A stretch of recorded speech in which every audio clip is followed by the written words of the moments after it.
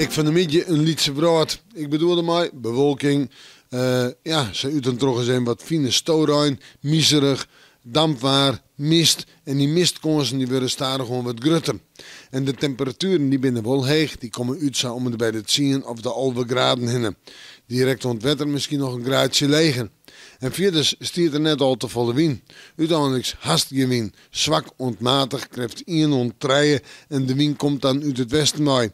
In het watergebied nog een lichte fjouwer, krijgt 3 ontfjouwer. En dan letter van de middag, maar vooral ik joen en vannacht mist, misschien wel dichte mist, dus een waarschuwing voor het verkeer. Ja, er kunnen een paar opklaringsvak komen, maar dat zou dan in het watergebied wezen moeten. En verder een hege temperatuur, ik vannacht zo'n of 8 graden. En de wind is er als net zwak of matig, krijgt 103 nog altijd nu het westen mee.